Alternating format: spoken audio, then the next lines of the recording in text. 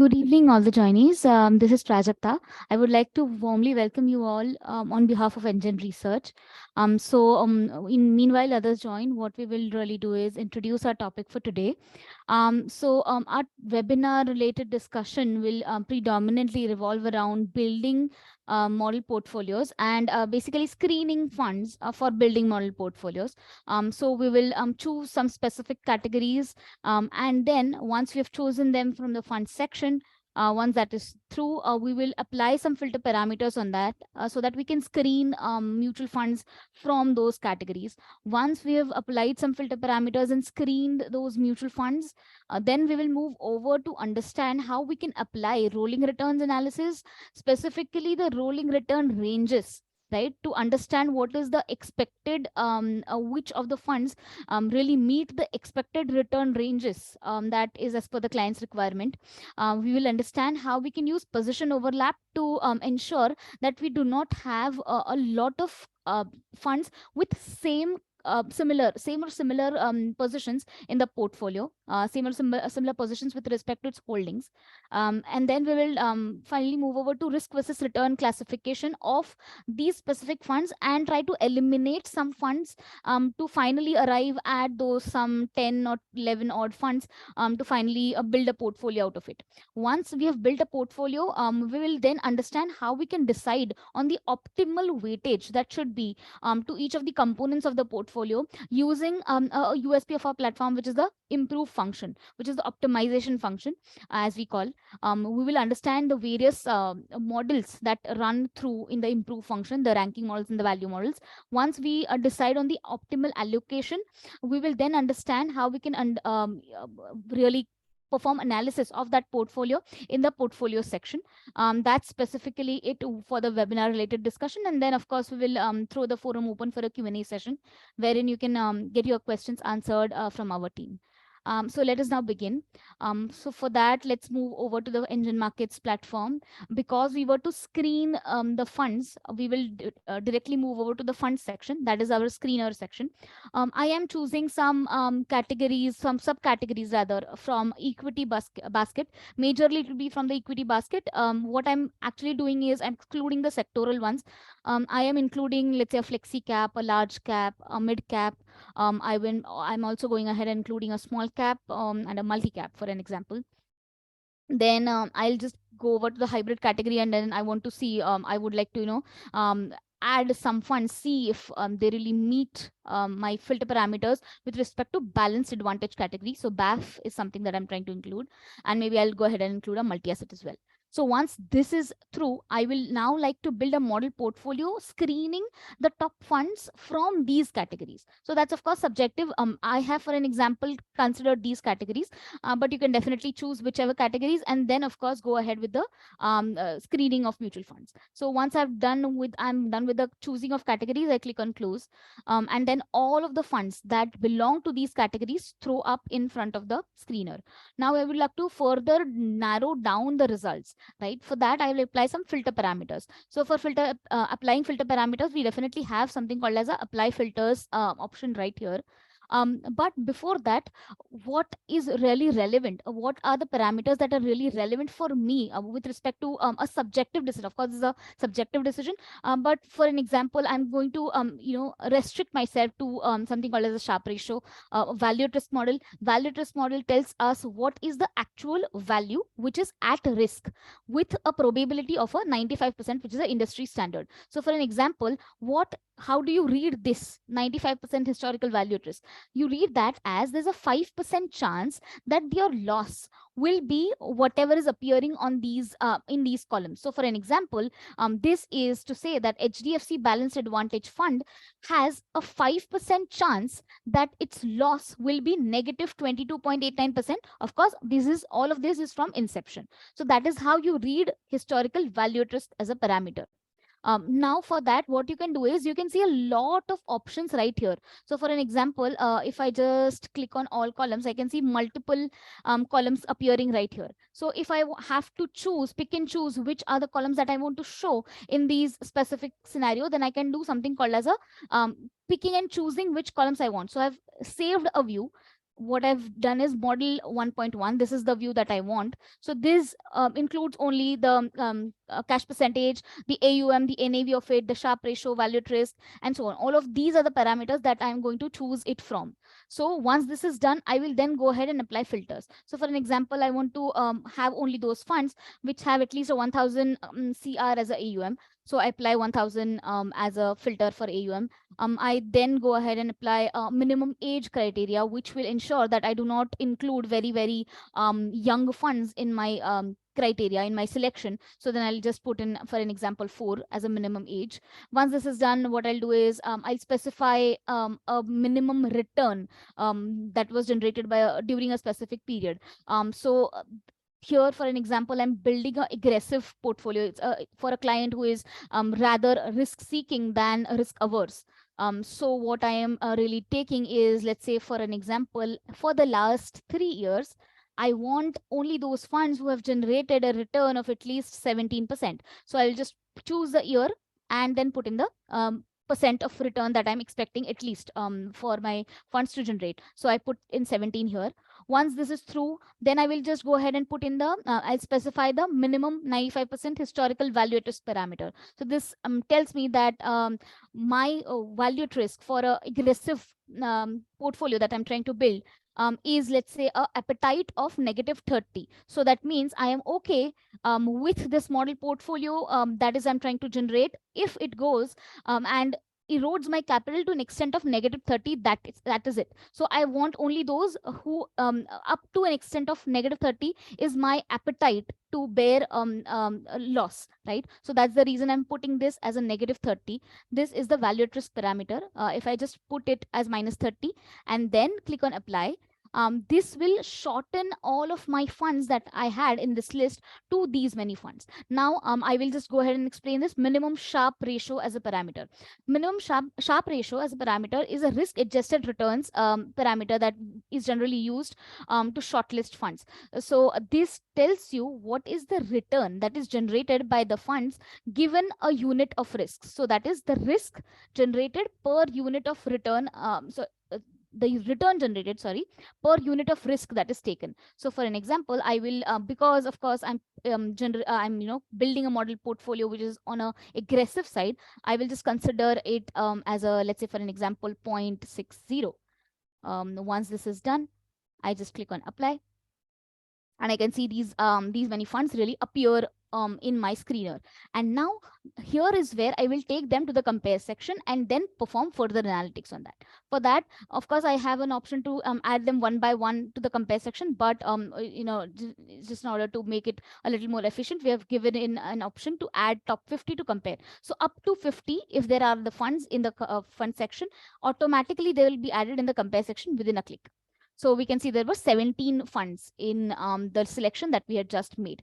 Once this is done, now I would like to further drill down or further narrow down my funds. So I can see in this case, I have one from a BAF category, dynamic asset allocation or balance advantage, a couple from, rather more than a couple from mid cap, a lot from small caps, right? And of course, a couple from multi-asset allocation as well. Now I would like to further narrow down my results. In that case, I will first directly head over to rolling analysis. Rolling analysis will definitely be performed on the basis of on the basis of the consistent returns that are generated by these many funds over a period. So for an example, I'm taking a rolling window of 260 days, which is a holding period, or a working days period anywhere on this platform is considered to be equivalent to 260 days, which is equivalent to 1 year rolling. So I just choose 260 days as the rolling window and I click on run. Now I want to specifically restrict my search to the last 4 years, and I want to check what were the returns that were generated by these funds over the last 4-year period. So for that, I just change the start date to 2019, let's say 1st of June. I put it as 1st of, sorry, one second. Once I choose this as 3rd of June 2019 and end date as 15th of June 2023, and I click on run, This gives me the rolling analysis of all of the funds that are there right here in our selection. So what are the parameters right here? So first one is the average returns that were generated by these funds. So highest average, if I were to sort them on the basis of highest average returns, I can see that Canara Robeco Small Cap Fund generates a highest average in this entire category. On the other hand, if I were to just check what was the lowest that or the worst performance that was really generated by all of these funds taken together on the basis of 260-day rolling period, I just click on sort this lowest return on descending order, and I can see that HSBC recorded a lowest of -30.05. Now, this definitely can be used to further drill down the funds, but what I'm specifically going to use in this case is the return ranges. So what this tells you is, so for an example, this client that you're trying to build a model portfolio for comes and tells you that my return expectation from a portfolio, any portfolio that, that I ever want to have in my list will be, let's say 17% to 50%. So then what will you do? All you need to do is just put in those return ranges here and check what is the probability of these funds to generate returns in that specific return range, target return range of the client. So for that, I will put in the start range here. So that's a 17%. Let's say it's, of course, this is a hypothetical example. I'll just choose this as a 50%. In that specific range, I want to know which are the funds who are backtesting the maximum, right, in this specific range. Once I've put in these as parameters, all I need to do is take a dump in Excel. Once this is done, I'll just click on this, download this in Excel. Once I download this, I just need to open it in the Excel that has just gotten downloaded. 1 second. Yeah, it's right here. So these are the funds that generate highest returns in these parameters. So 17% to 50%. That's the specific return range that I had chosen. I've just sorted them in a descending order. So highest to lowest. And I have just chosen in those funds who have at least generated these many returns more than 30% of the times. So you can see 52%. So Parag Parikh Flexicap generates return between these return ranges 52% of the times. That's definitely a good thing, that it really meets my target return range. On the other hand, these are the ones who are definitely backtesting in this return range, but to a lower percentage. That's the reason what I will do is I will then shortlist them, and I would like to remove all of these funds from my list. So how do I remove funds from the main list that I have chosen? So I just need to go back to NGEN Markets and just locate these funds from the main list and remove these from my selection. For that, I will just go back on NGEN Markets right here and in the main list. Once I locate these, I just have to locate the Invesco one by one. I'll just go and delete each one of them. So for an example, yeah. So Invesco India Small Cap Fund, I go back to NGEN Markets, locate this and just delete this. Next one from my selection is Nippon India Small Cap. I go ahead and locate that fund and delete it. Nippon Sundaram Tata. So Tata is right here. Nippon is right here. And Sundaram is right here. I delete these. Aditya Birla and HSBC. Following the same process, I go back to NGEN Markets. Aditya Birla and HSBC, I locate them. And I delete them. Once this is done, I have 11 items now. Once this is done, we are done with the first parameter of really removing funds from our list. We will then move over to understanding something called as a position overlap. For position overlap, it tells you what are the common positions that are really there between these funds that we have really chosen. So when we are trying to build a model portfolio, we would not ideally like to have a lot of funds which have common positions. So for an example, our target should be to remove any thing that is in between 40 to 60% as an overlap. So for an example, HDFC Balanced Advantage has a 40% overlap with Aditya Birla Sun Life Frontline Equity Fund. If you just click on this, we see that These are the common positions: ICICI Bank, HDFC, State Bank. These are all the common positions, and these are the percentage holdings that are there in between these two. So what I will do is I will just check as to between these two funds which is the one that I can eliminate. So for that, I will just go over to risk versus return and see how do these two funds compare on the basis of this parameter, that is the risk versus return. So risk versus return really plots all of these funds on the basis of x-axis. On the x-axis, we have risk, and on the y-axis, we have the returns that are plotted right here. So I can see that Aditya Birla Sun Life Frontline Equity Fund gets plotted on the on the right hand side of this on this x-axis. That typically means it has a higher risk as compared to HDFC Balanced Advantage. On the other hand, with as compared to the return of it, HDFC Balanced Advantage Fund gives a better return than Aditya Birla Frontline Equity. That's because it is getting plotted on a lower side with respect to the y-axis. So if I just hover on this HDFC Balanced Advantage with a risk of 16%, it gives a return of 16.34. On the other hand, Aditya Birla with a risk of 18, which is more than 2% more, it gives a lesser return. Then it's the choice is pretty clear that I would like to go ahead with a fund that gives better return with a lower risk. So in that case, what I will do is just go ahead and delete Aditya Birla Sun Life Equity Fund from my main list. That's decision made right there. So main list, and just locate Aditya Birla Sun Life Frontline Equity. Once this is deleted, I then go back to the position overlap, and I will see that the position, because I have deleted the Aditya Birla Sun Life Frontline Equity, now the 43% overlap has gone. Now there's only one that we need to address, that is between PGIM India Mid Cap Opportunities and Axis Mid Cap Opportunities. Of course, this is a metric structure, so whatever you can see on so basically on the y-axis is exactly what we will see on the x-axis with respect to PGIM. So PGIM has a 43% overlap with Axis Midcap. Now let's go back to risk versus return and understand with respect to these two parameters, which is a better fund to go ahead with. So PGIM and Axis is something that we need to choose from. So let us locate a PGIM. So PGIM is right here at the left hand side of the x-axis. So we can see that it has a risk of 19%. It has a return of 25.38. On the other hand, Axis has a lower risk, but also the return is lower. So it's a 24.98 playing 25.38. Of course, it's a marginal difference, but because of course it's an aggressive portfolio that we are trying to build, I would rather prioritize higher return, of course at a slightly higher risk, than going for a slightly lesser return. So then in that case, I'll just go ahead and delete Axis Small Cap Fund from my list.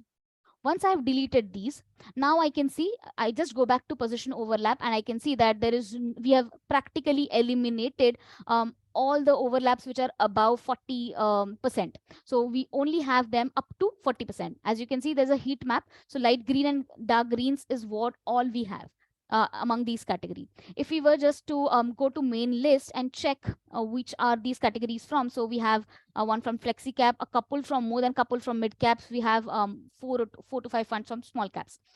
So that is our composition of the model portfolio that we are trying to build now. Now, just a final check before we go ahead and create a portfolio out of this is, what I will do is go ahead and add in a benchmark. I will just go ahead and add in a broad based benchmark. So for an example, a Nifty 500 for that matter. Once I add Nifty 500, I would like to check if these funds that I have added here really beat my benchmark or not with respect to the risk adjusted returns, which is definitely indicated by the Sharpe ratio. So for that, I'll just add in an index. So Nifty 500. I've added this as a index right here, and I sort this as per Sharpe ratio. So Sharpe ratio, typically, as we already discussed, it's the return per unit of risk taken. So higher the Sharpe ratio, the better it is. So I can see that all of these funds that I have in the main list, after doing all of these exercises, definitely have a better Sharpe ratio as compared to the benchmark under consideration. So Nifty 500 is of course a broad level benchmark, which is the index right here, and the Sharpe ratio of index is 0.28. On the other hand, everything else falls over 0.28 and has a better Sharpe ratio than the benchmark under consideration. So then that's the final check before I convert this to a portfolio, and then go on to decide what should be the optimal allocation of this. For that, you need to ensure one thing, that a index can never be a part of the portfolio. So you need to make sure that you remove this index from the comparison and then convert this to a portfolio. Now it's only 9 items, and then we convert this to a portfolio. For converting that, just click on this convert to portfolio option, and this will save in the portfolio section. Of course, the default name will be compare 14, but we can definitely change this. So once this is done, click on OK and go to portfolio section. We have a very dynamic folder management system here. So just click on collapse all, and you will be able to see all of the folders appearing right here. Because we took all of these portfolios, the portfolio that we just generated from the compare section, it would have gotten saved in the compare section. So that's exactly what it is named as, compare 14, 16th of June, somewhere around 424. Firstly, what I'll do is go ahead and rename this. So I'll rename this as a model strategy and aggressive equity. Once this is done, I click on enter, and I again load it to actually decide what should be the optimal weightages of it. So for that, let me just load this and run it into a portfolio analytics. So model strategy aggressive equity, I click on run. And this is how the portfolio analytics will run. But here, as you can see, currently the weightages of all of the components, of all of the 9 components of this portfolio are equal weightage. That is the reason we need to decide what should be the optimal weightage that should be a part of this portfolio to finally go ahead and recommend this to the client. For that, we have a very, very important option, which is called as an improve option, or an optimization feature for deciding optimal weightages. For that, I'll just click on improve option, and it will suggest me 6 different models depending upon different parameters. So first will be ranking returns. It will rank the returns of the constituents of the portfolio on the basis of highest to lowest. Second will be minimum volatility. What it will really do is it will try to aim at minimizing the volatility of the portfolio, and then accordingly choose the weightages accordingly. So for an example, first one, I will just interpret this for you. So original column is the actual returns that is generated by this portfolio, with assuming there is an equal allocation. As you can see, 11.11 everywhere, each of the components of the portfolio is equally allocated, and therefore the annual return is 23.59. On the other hand, the volatility is 15.68.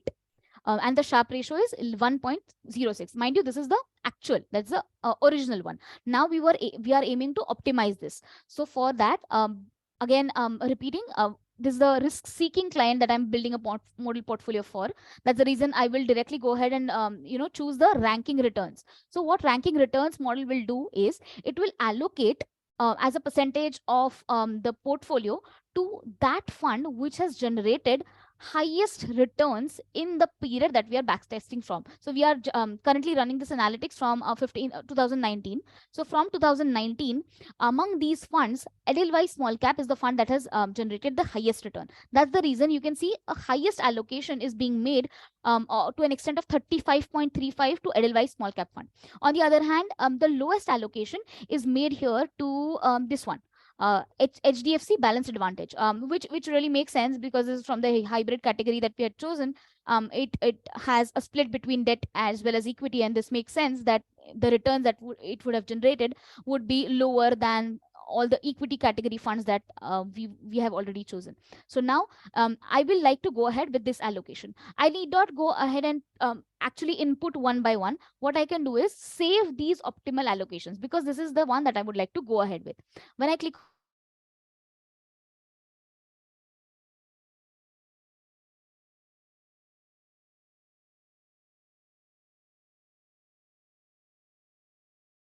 saved as dash optimized, and then I click on create. I hope my voice is audible. There's some problem with my internet connection, it seems. If there is any issue, please let me know. I am just proceeding. It's okay. Okay. Okay, so once I have saved this optimal portfolio, which is gotten saved as optimized, I will locate it in the portfolio section again. I will collapse all the folders, and because this is from the improve or the optimization function that we did, I click on this folder, and this is exactly where it has gotten saved. So optimized, and then I'll click on a drop down and click on run. Now, this is the portfolio analytics of the optimal portfolio with the weightages that we have just saved and its performance vis-a-vis a benchmark. Now, it's clearly visible that from the let's say for the past 5, I mean, we were doing the analytics for the last 4 years. Let us be consistent and choose 2019 itself. I'll just go ahead to choose 2019 for 3rd of June and click on go. So I can see that there's a clear out. One second, let this get loaded.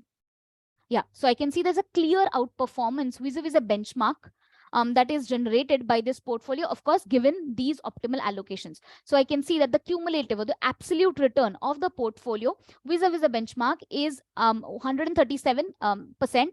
Absolute return, of course, over a period of 4 years, 4+ years, vis-a-vis a benchmark return. I can see there's a clear differential between the Sharpe ratio, that is the return per unit of risk, return generated per unit of risk taken.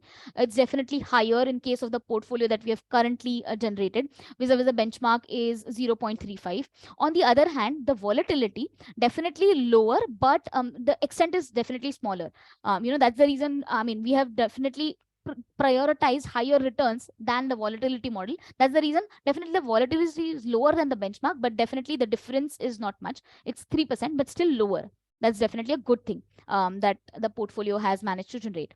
After that, what we will actually point out and see is the excess return that it has generated over the benchmark. So that's typically to say the alpha that it has generated over the benchmark. Of course, cumulatively, difference between 137.46 to 63 is coming to 74%. Annualized excess compounded comes to 18% annualized excess. And then we will go ahead and check what will be the performance what has been the performance of this portfolio in a bull run and a bear run, which is indicated by the up capture and the down capture ratios here. If we click on this eye icon, I can see that when the benchmark was in a bull run, that's specifically why I say is because all the column percentages month on month splits that you can see for the benchmark will be positive. That's the indication of a bull run, right? So for an example, when the benchmark was positive in the month of September 2019 by 4.26, my portfolio was up by 5.65%. That is how it has beaten the benchmark in a bull run. So cumulatively, if I were to see that, benchmark cumulatively month on month went up to 65.56. On the other hand, the asset, meaning the portfolio, went up 71.10. This is cumulative month on month. Now, if I were to check the down capture ratio, which is the performance of the portfolio in a bear run, all I need to do is click on this plus eye icon, and I can see that this portfolio has managed to, be resilient to losses in a bear run, because the benchmark cumulatively month on month generates a negative return of negative 38.58. On the other hand, the portfolio gives in a return of negative 28.35, which is definitely to say that the portfolio is resilient in a bear run. That's the down capture and the up capture ratios for you. Now we have at the bottom the month on month split of the return performance of the overall portfolio taken together. So we can see that from the start date that we have chosen, that's 2019 June onwards, there have been 49 total months. Out of these 49 total months, there have been 33 months where the portfolio return was above zero. That's to say the up months. That means the portfolio return was positive, and that boils down to 67.35% in terms of percentage. And of course, the down months were 16, and that comes to 32.65. And on the left hand side, we have the yearly statistics right here. Once this is done, what we can also analyze is the contribution analysis of the components of the portfolio to the overall portfolio return. For that, I'll just directly head over to the contribution tab, and this will definitely be in line with the optimal allocation that we have done. If suppose we would not have improvised this portfolio or optimized this portfolio 100%, there would be some scheme in the portfolio which would have independently generated a very good return, but because its allocation in the portfolio was very, very less, its contribution to the overall portfolio return would have been very, very less. But because this is the optimized or improved portfolio, we can see that the highest return independent return, of course, highest individual or the absolute return in this case is by Edelweiss, and its contribution to overall portfolio return is 39.61%. That is definitely in line with the overall portfolio returns. Then we will lastly move over to the scenario analysis. Scenario analysis will help you in understanding as to how this portfolio would definitely perform in a specific scenario. So you can definitely customize scenarios as per your requirement. So for an example, let us check how did this portfolio perform when there was a Fed rate hike in May of 2023. For that, I have just created this scenario wherein I've chosen a start date as 25th of April 2023, end date as 18th of May 2023, and I can see that my portfolio has managed to beat the benchmark in this specific time period. It's an excess return of 2.43 vis-a-vis a benchmark return. I can definitely do a pre-COVID and a post-COVID analysis as well. So because we have a time period of 2019 onwards, that typically has one and close to just about 8-9 months pre-COVID, and post-COVID, of course, 3 years. So for that I've created a pre-COVID and a post-COVID scenario. So I can see that a pre-COVID scenario, there was definitely slight ups and downs vis-a-vis a benchmark return. So I can see that the excess was definitely there. It was 6.99 vis-a-vis the benchmark return. On the other hand, what was the scenario in post-COVID? If I just click on post-COVID, I can see that there is a clear outperformance by the portfolio over a benchmark to an extent of 54.28% excess return over the benchmark return. That is exactly how you can highlight these scenarios for making final proposals to the client, so that you can pitch this portfolio to your client. Once all of this analysis is done, you would like to export these analytics into a PowerPoint and then finally present this to the client. For that, we have a PowerPoint presentation option. Let's just download a PowerPoint, and let me show this to you how this will really look like. So for an example, assuming 50 lakh rupees invested in this portfolio, and create an amount-based PPT. If I click on create PPT, this PowerPoint will get downloaded. One second. So this is the specific PowerPoint that will be visible.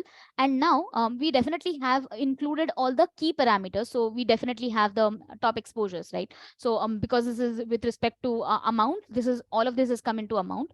We also have something called as equity asset allocation, basically asset allocation wise exposure, top 3 concentration wise exposure, sectoral exposure. All of this definitely comes up in a PowerPoint. Of course, the performance statistics also comes up.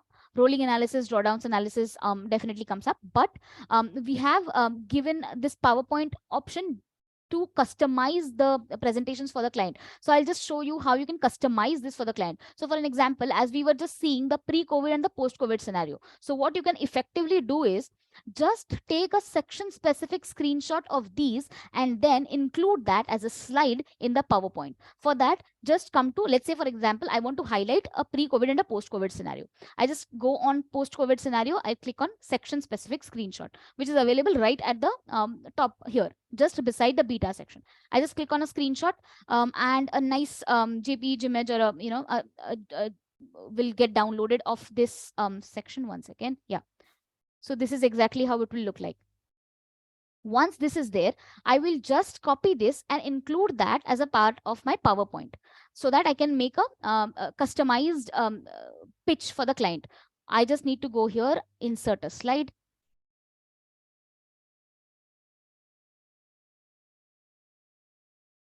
One second.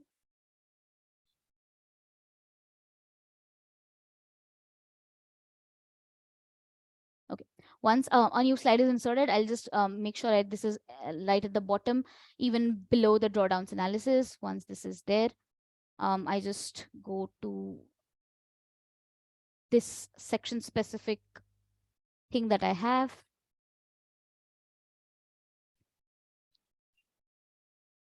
And just add this as a screenshot right here.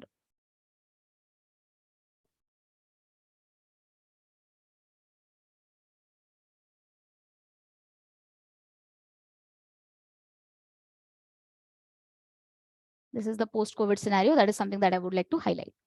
Just take this, copy this, go to my PowerPoint again, and just paste it here. That is the post-COVID scenario that I would like to highlight. And once this is done, you can either present this in the PowerPoint form itself, or directly convert it into a PDF. The option would be right here. So save as, maybe a download as a PDF, and it is through. So you can definitely present this to your client, a nice presentation, amount specific, and you can pick up checks. So that's specifically how you can screen mutual funds, make a portfolio out of it, specify some parameters, check a risk versus return classification of it, add and highlight whichever scenario that you would like to highlight. And of course, the standard parameters, which is rolling analysis, drawdown analysis, all of that definitely comes up, but this is how you can highlight the scenarios as well. Once this is done, you can just present this to the client and definitely go ahead with the proposals. That specifically brings us towards an end of this topic specific webinar. We will now throw the forum open for a Q&A session wherein you can ask your questions and we will try to answer them for you. Thank you.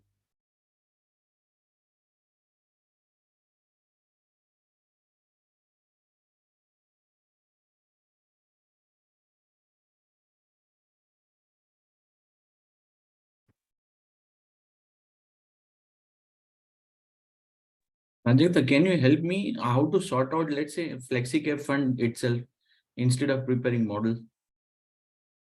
Surely. So for an example, if we were to, only sort or choose the top 5 funds from the Flexicap category, all you need to do is go back to the fund section.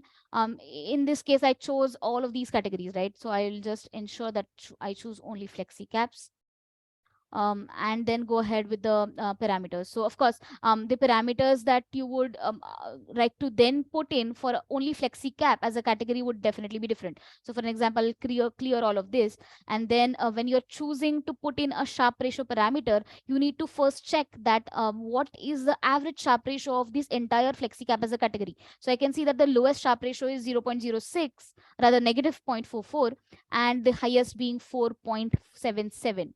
Right. So I will definitely have to choose something between let's say of 0.30, 0.40, so that I can actually choose best Flexicap funds with respect to the returns that it generates per unit of risk taken. So for an example, your category average shows 0.55, where I was just checking. Yeah, so yes, I mean that is definitely there. So in that case, what you can do is instead of directly going to the fund section, head over directly to the compare section.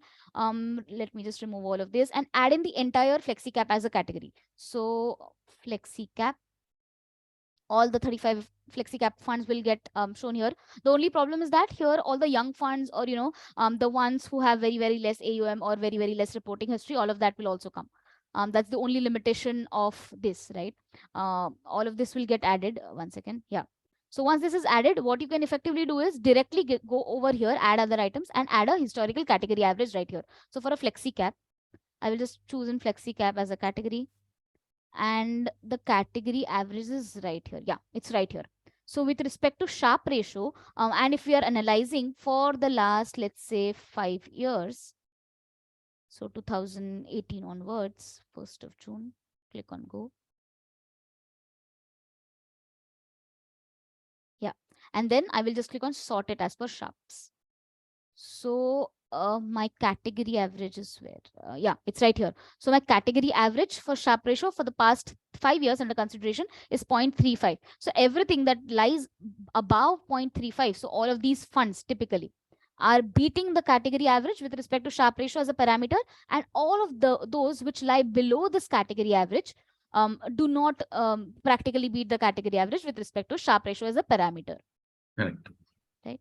So then, of course, I mean, once this is done, you can choose to follow further shortlisting or further narrowing down only for these many funds, because these many funds anyway do not qualify to go ahead, because of course on the simple parameter that they do not beat the category average with respect to Sharpe ratio. Okay. A quick observation was that whenever category average over here, which is shown, let's say 0.35, when you go to fund section, yes, and category averages, yes, see the Flexicap category, yes, Sharpe ratio is something else. yes. So that's because everything in the fund section will always be from inception, from all of these funds, for all of these funds. So 35 funds since inception, the category average is 0.55. Okay. Right. But in the compare section, what we did was we changed the start date to choose this analytics to run from the last 5 years. That's the reason this category average you see is changed. If I just reset it to inception, it will definitely be 0.55 for the category average. No, it was not showing 0.55. 1 second. Let us just check this.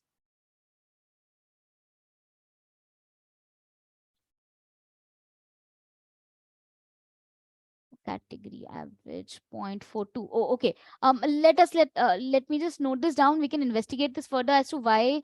Oh, okay. 1 second. So I can see that in this case, okay. So 35 items here. Fund section category averages. It's 35 only. Okay. Let me just note this down. We will investigate as to why is this difference coming up. Is there a delay in updating this data or no? Hi, this is Arunab. So, the main reason will be in the comparison, whatever your start dates are, right? If you look at various different start dates here, so obviously in the comparison, what it's doing in the start date is slightly different, even when we reset to inception, because the age of all the Flexicap funds is considered here. So, as Prajakta said, we'll check and let you know, but the difference effectively comes from the start date being different.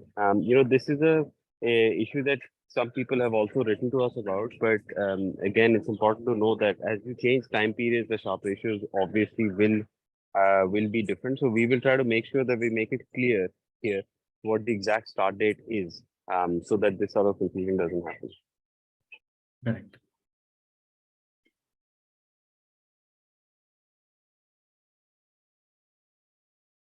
Hey, hi. This is Satish here. Yes. Hi. Hello. Yes, go ahead. Yeah. See, your colleague was discussing about the return versus risk matrix. So when we talk about the return as a scheme, so what parameter that you take? Is it a beta that which you are talking about?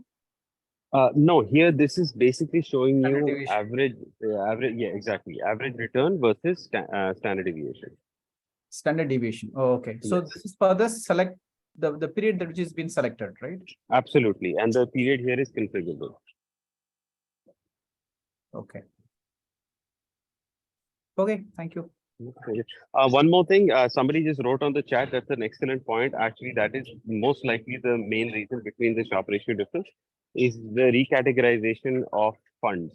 Because you see, when we calculate the historical category averages, which you see on the fund section, Prajakta, let's just go there for a second. These are calculated ones for the history, right? So as we go back in the past, there are some funds which maybe have been called Flexicap back then, and the categorization has changed now. So for example, today we might have a Flexicap fund, which was not considered a Flexicap fund earlier. So that would have been used in the calculation of the historical category averages in this section, but in the compare section, that's going to affect it. So that's another reason why this difference will come. So which data we should rely on? See, again, both the data points are correct from the perspective of looking at it. Because, for example, if you want to look at the, what is the average Sharpe ratio of all Flexicap funds? You can look at today, there are 35, right? Fine. But if you go back in the past, maybe the number of funds has changed, right? So do we consider that or do we not consider that? That becomes the issue, right? So there are two different ways of looking at it. None of those approaches are wrong, but the point is that you have to just be aware which one you're using. So, for example, if you take the average of all the Flexicap funds as they are called today, that number will be slightly different from historically going back in time and using only the ones that were Flexicap back in history. So, if you're looking at it right now, you can take all the Flexicap funds, for example, in the compare section when Prajakta added it, you can download that, and in Excel, you can just take an average of the Sharpe ratio column, let's say for the last 5 years or something like that. That will be another number. So, we obviously have to make sure whatever you're looking at is correct. So that we are doing, but unfortunately, with so many various parameters that can change in terms of way of calculation, you will obviously come up with different numbers. Arnav, Satish again. Yes. Actually, where are we capturing the turnover ratio? I think that we are not capturing the turnover ratio in any place.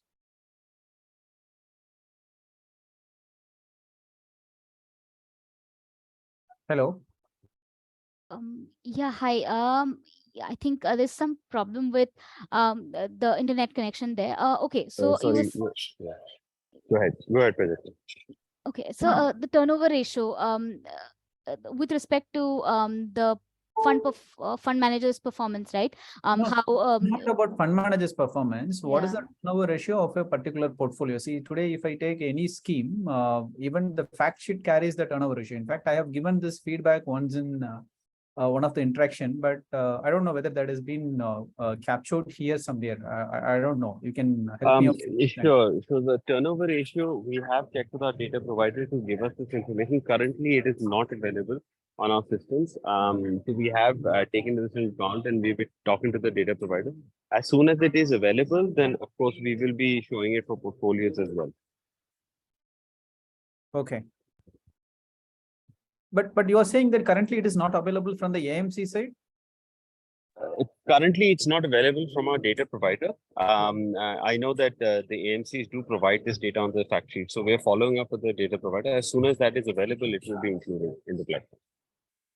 Okay. Okay. Right.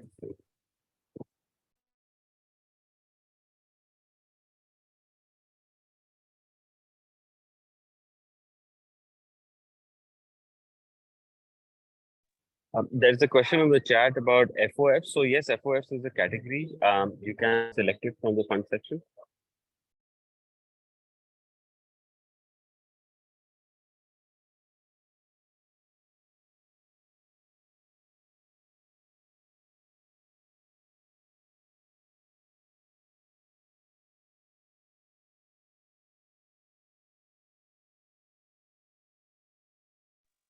Any other questions, please let us know. Arnab, when we download this scheme level PDFs or PPTs, are we capturing the trailing P or PB in that PDFs? We show the latest PE or PB as reported by the data provider to us. We do not show any trailing PE, PB, but Prajakta, let's just check. I'm not sure if the PE, PB is information. Yes, so the fund PE and PB are shown in the PDF reports, but they are the latest numbers as reported. As it is declared by the fact sheet, right? That's correct. I mean, there may be slight differences because we know that our data provider looks at the latest stock holdings and takes a stock PE from there. But generally speaking, these match AMC. Yeah, the reason why I raised this is that there is a difference between the fact sheet PE and then the PE that which you guys are declaring. That's why I'm asking this. Yeah, so the times that you see a difference is because our data provider recalculates this PE. So it calculates a weighted PE using latest stock PE information that they have. So it sometimes what happens is some stocks PE according to the AMC may be different from the stock PE that is used by our data provider. Data provider is Capital Line, formerly Capital Line. They're called CMOTs now, but they're a pretty old and reliable. Okay. Hello, this is Kaustu from Pune. Hello, can you hear me? Yes, sir, you're audible.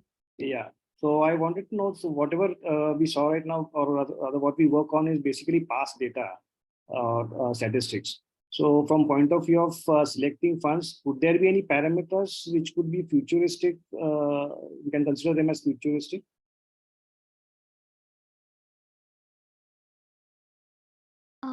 So as of now, whatever we have on this platform is on the basis of historical data itself. Honestly speaking, no futuristic parameters are currently there on the platform. And I mean, to think about it, any specific models that would predict future, I mean, the reliability of that is always questionable.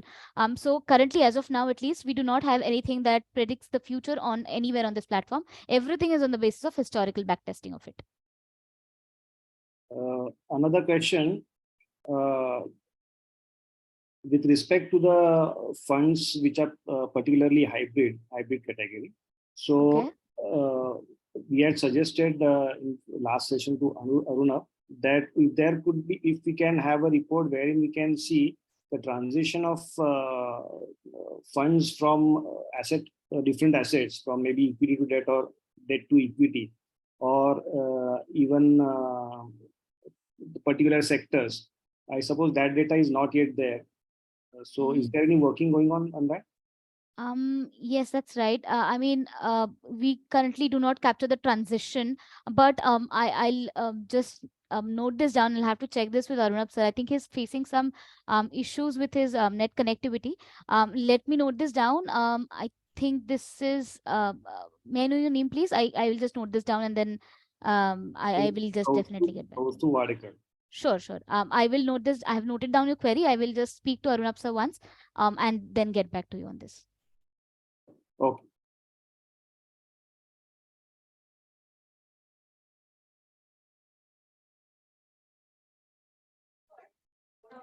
Hello. Yes, sir, you're audible. Ma'am, in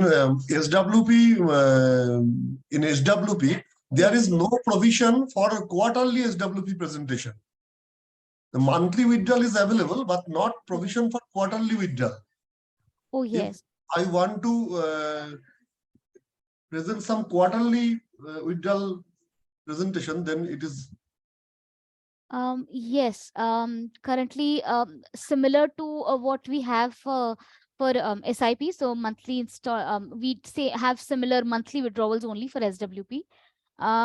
Quarterly withdrawals, you're saying that is right. We do not have it currently for quarterly withdrawals, but I mean, we have. I mean, I'll just note this down. If it's workable, we can definitely try and introduce that with a frequency of quarterly. As of now, I will just note down your query. I'll just take it up with Arunabh sir or our technical team if to find out if this is workable. Okay. Thank you. Thank you. Prajakta, one more query. Yes, sir. We calculate XRR for a particular investment depending on the cash flow. Is it possible on this platform to have an XRR for the exact same cash flow, but with respect to any benchmark? For the same exact cash flow with respect to a benchmark. Okay. So for an example, would this suffice? So for an example, if these are mid caps under consideration, so for an example, I add a mid cap index. I mean, that definitely can be done. So similar to what you have it for SIP, just add an index and then click on monthly SIP. You will have the XIR even for the SIP index, whichever index that you load. Is this what you're looking for? This will only be with respect to investment. So yes, assuming if there are some withdrawals in between, okay, there are multiple transactions which normally happen in a port.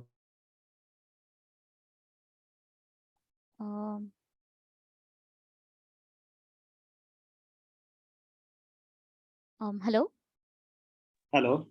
Yes. Yeah, sorry. So I said, so just like cash flow, various kind of cash flow happens in a particular investment. Same cash flow, if we can have a illustration wherein it shows that similar cash flow, if done in a particular benchmark, what could be the scenario? Okay. Again, I'll have to note this down. Currently, this is not something that we have. I will have to check if this is workable. I will just note this down, sir. So because we can import client portfolios into this, right? Correct. Absolutely. So within the same space, if we can benchmark it to a particular index, okay, or a custom benchmark, right? Then it would be like checking if that particular investment or a portfolio has been able to perform against a particular benchmark. with in a form like similar cash flows. Because what happens is if we show just like what you were saying, showing right now, the Yes. XIRR, so it's a one-way kind of a data. Just we are investing, but Correct. in actual scenario, there are lots Oh, of yes, cash flows as well. Oh, okay, got it. Okay, so what I would like to highlight here is, this is whatever happens in between, right?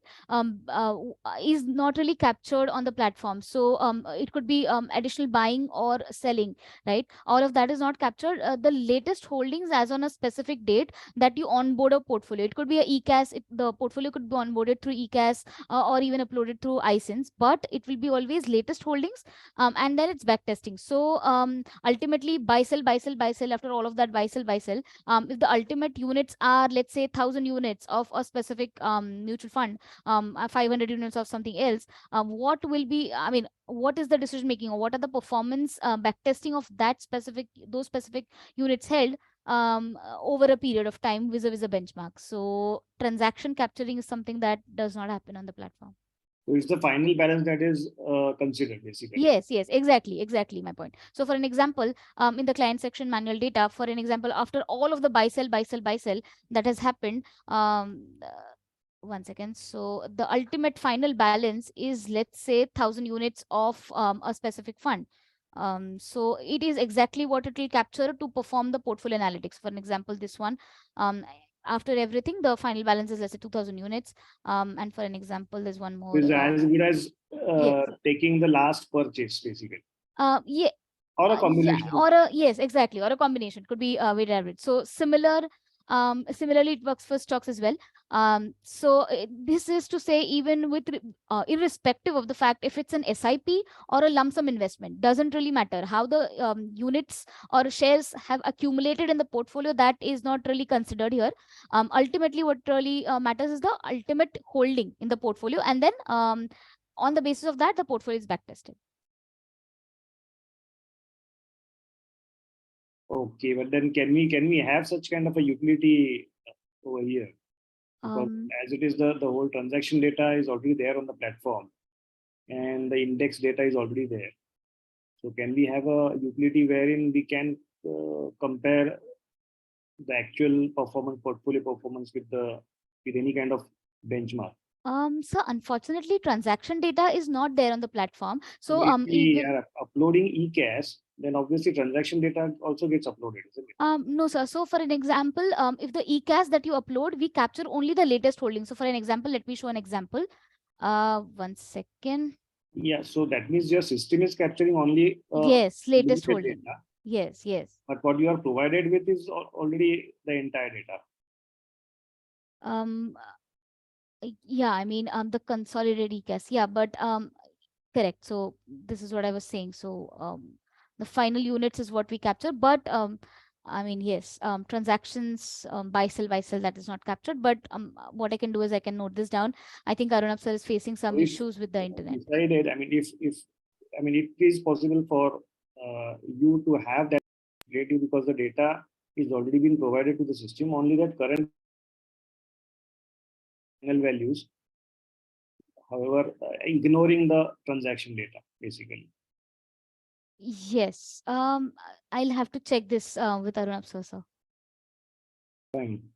I would like to know more on this. Sure. Let me just speak to him once, and then I'll definitely get back to you on this. Also, any update on the integration with InvestWell? So extremely sorry, but I'm not the right person to take this question. I will have to again note this down. I will have to get back to you on this. Okay.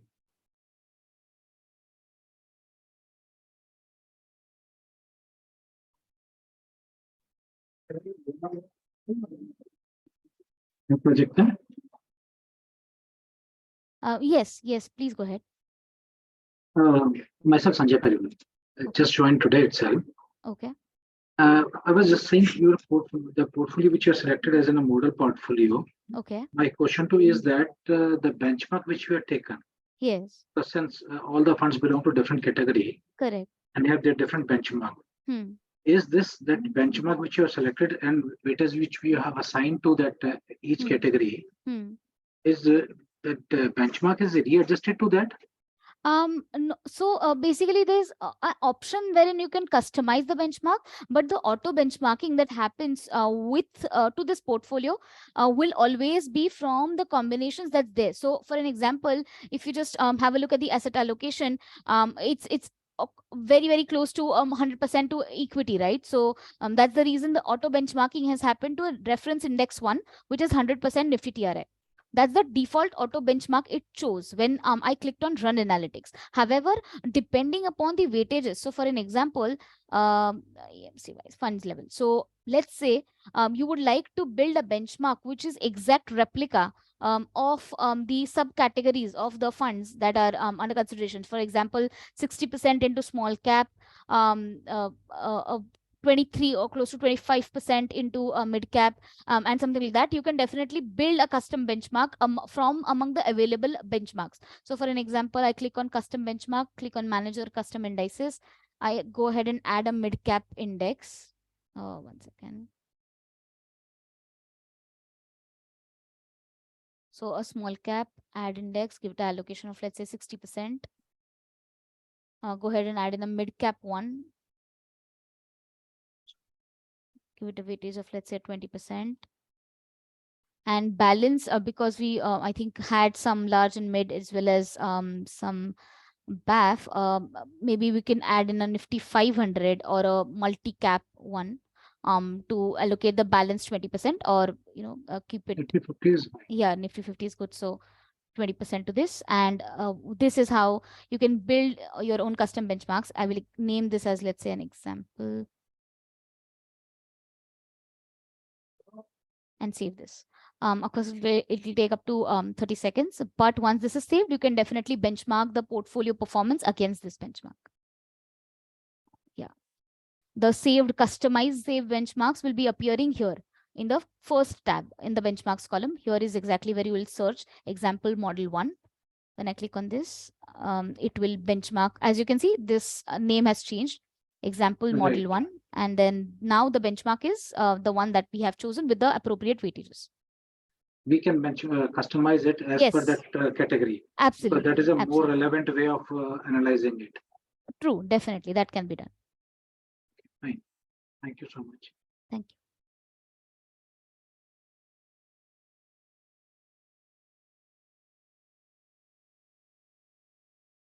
Okay, so there's a question in the chat box asking, can you please explain distribution analysis?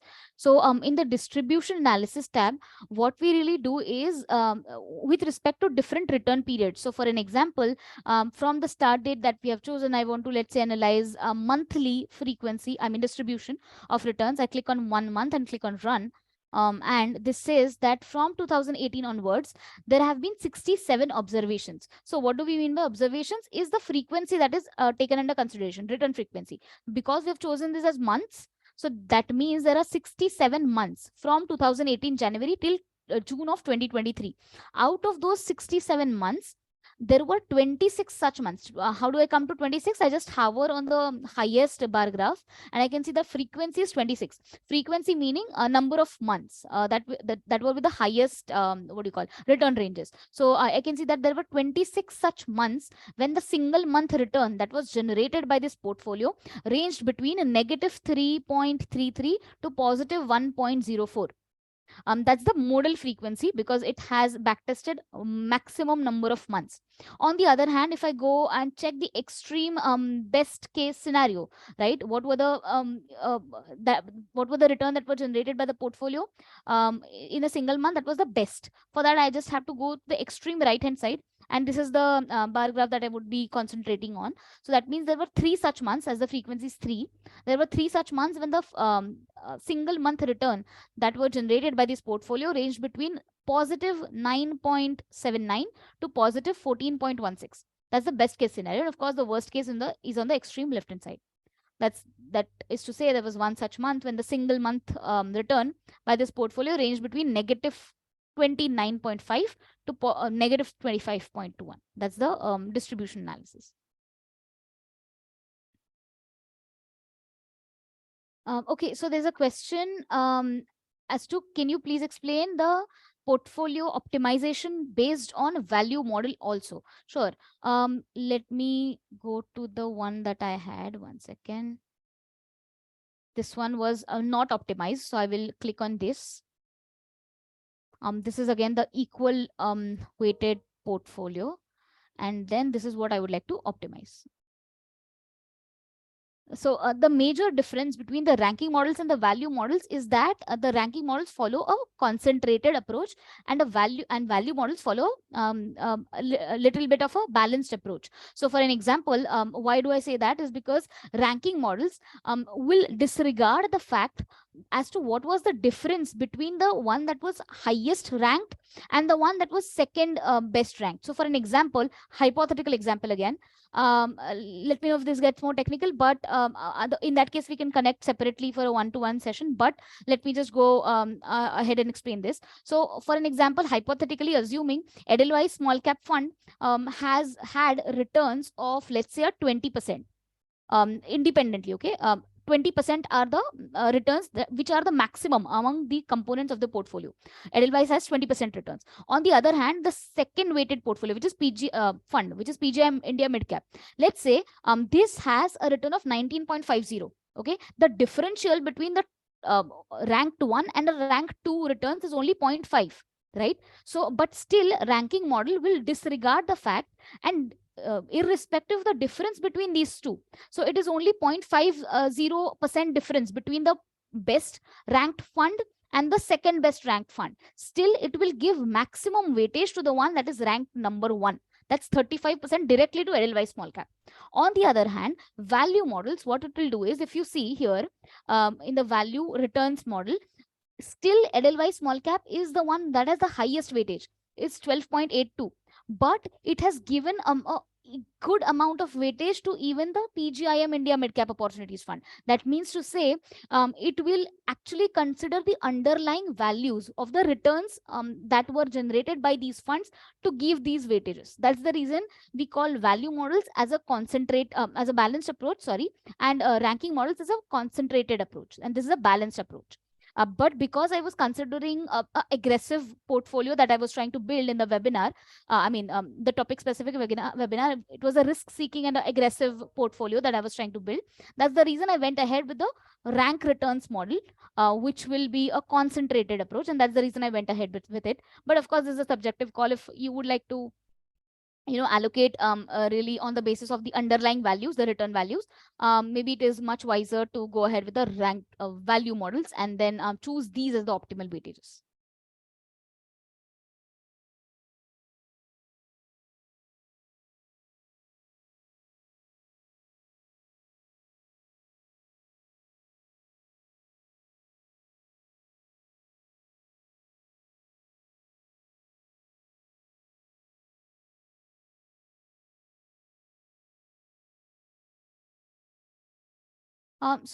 There's a question in the chat box saying high Sharpe ratio means high volatile in market. The interpretation of Sharpe ratio is such that higher the Sharpe ratio, meaning higher the risk adjusted returns that are generated by the mutual funds. So the formula typically is the returns that are actually generated minus the risk free rate over the standard deviation of the fund. So that means excess return, that is over the risk-free rate, excess return generated per unit of risk taken. Risk taken, of course, is the standard deviation. So excess return generated per unit of risk taken. So that's the reason we say higher the Sharpe ratio, the better it is. To say that means the higher risk-adjusted returns that the fund generates, the better it is. So that's what is the interpretation of Sharpe ratio.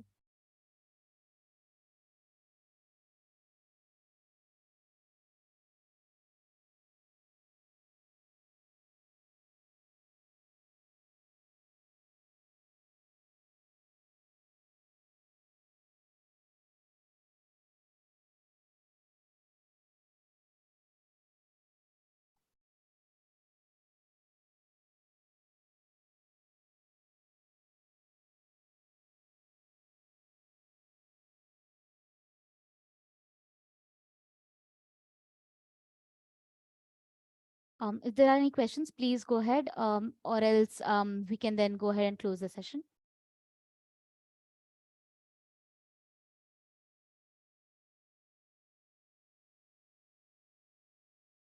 Thank you so much. If it seems there are no further questions, so thank you everyone for joining in. As usual, you'll find the recordings of the sessions on our YouTube channel. To check those recordings, click on the YouTube videos link right there on NGEN Markets. You will be heading over to our YouTube channel, and we upload all the webinar recordings right here. In the playlist, you'll have the webinar playlist, and you will have the recording for today's session as well uploaded by next week, Wednesday or Thursday. So definitely go ahead and check the recordings if at all you need to revisit the session or would like to go over it once more. Other than that, we also have NGEN shorts uploaded here. These are short to 1 odd minute videos covering multiple sections of NGEN market. So let's say you have a specific section related query, you can definitely go ahead and have a look at these short videos and get it resolved. Or else, of course, you can definitely get in touch with us. We have our office landline, and of course the support email ID support@ngenresearch.com. You can definitely send in your queries with some screenshots, and then we'll definitely get back to you and try to resolve them as soon as possible. Thank you everyone for joining in. I hope you have a great weekend ahead. Thank you again.